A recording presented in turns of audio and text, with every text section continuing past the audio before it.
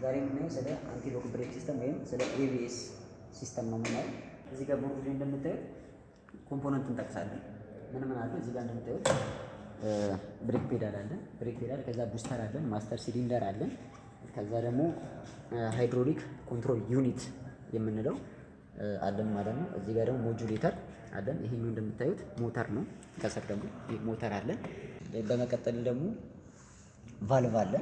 እዚህ ጋር ቫልቮች አሉ፣ ቲዩቦች አሉ፣ ላይኖች። እዚህ ጋር ደግሞ እንደምታየው ዊል ስፒድ ሴንሰር አለን ማለት ነው። ኤቢኤስ ሲስተማችን እንዴት ይሰራል መሰለኝ? መጀመሪያ ብሬክ ፔዳል አለ። ብሬክ ፔዳል አለችን በምንጨናበት ጊዜ በእኛ ፎርስ አይቆምም አራቱም።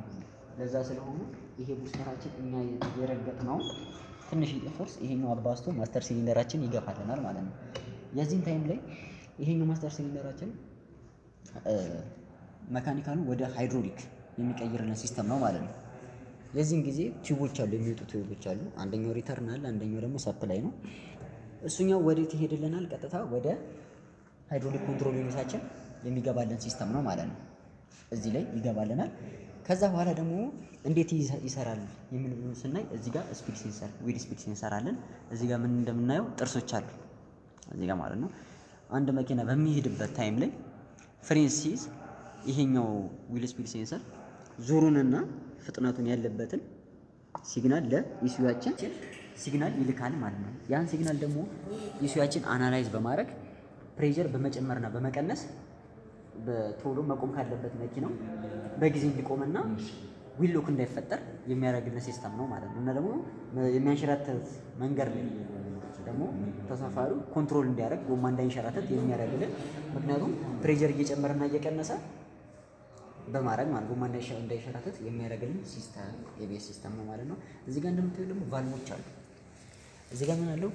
ሪዳክሽን ቫልቭ እና ሆልዲንግ ቫልቭ ይባላል። እሺ እዚህ ጋር ደግሞ እንደምናየው ሆልዲንግ ሙድ እንዴት ነው የምንለውን ነው የምናየው። ፕሬዠር ሆልዲንግ ቫልቭ እና ፕሬዠር ሪዳክሽን ቫልቭ የሚባል አለ። ፕሬዠር ሆልዲንግ ቫልቭ ይዘጋል፣ ፕሬዠር ሪዳክሽን ቫልቭም ይዘጋል ማለት ነው። የዚህ ሲስተም ምን ይባላል? ሆልዲንግ ሙድ ይባላል። ማለትም ብሬክ በምንጠቀምበት ጊዜ እስከ ብሬክ ያለው ድረስ እስከ ካሊፐር እስከ ጎማ ድረስ የደረሰው ፍሉድ በቂና ተመጣጣኝ ነው ማለት ነው። ምንም አይነት ፕሬዠር መጨመርም መቀነስም ስለማያስፈልግ ሆልዲንግ ቫልቭ እና ሪዳክሽን ቫልቫችን እንደተዘጋ ይቀራል ማለት ነው። የዚህ ሲስተም ሆልዲንግ ቫልቭ ሆልዲንግ ሙድ ብለን እንጠራዋለን ማለት ነው። ይሄ ደግሞ ሪዳክሽን ሙዳችን ነው። ሆልዲንግ ቫልቫችን ደግሞ እንደተዘጋ ይቀራል። ሪዳክሽን ቫልቭ ደግሞ ይከፈታል ማለት ነው። ምክንያቱም ለምንድን ነው የሚከፈተው? ዘይቱ ጎማችን እንዳይጨናነቅ ብሬክ ሆኖ እንዳይጨናነቅ ተመልሶ ወደ ሪዳክሽን ቫልቫችን ተከፍቶ ወደ ሪዘርቨር ታንከር ይመለሳል ማለት ነው። ይህ ሲስተም ሪዳክሽን ሙድ ብለን እንጠራዋለን ማለት ነው። ይሄ ደግሞ ምንድነው?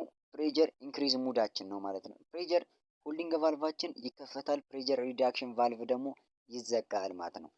ቀጥታ ከማስተር ሲሊንደር ጀምሮ ብሬክ ፍሉድ ይመጣል። ሆልዲንግ ቫልቫችን ስለከፈተ ቀጥታ በሱም ቫልቭ አልፎ ቀጥታ ወዴት ይመጣል? ሪዳክሽን ቫልቫችን እንደተዘጋ ስለሆነ ቀጥታ ወዴት ይመጣል? ወደ ካሊፐራችን ሲስተም ይመጣል ማለት ነው። ከዛ በኋላ ጎማውን ብሬክ ያደርግልናል ማለት ነው። የዚህኛው ሲስተም ፕሬዠር ኢንክሪዝ ሙድ ብለን እንጠራዋለን ማለት ነው።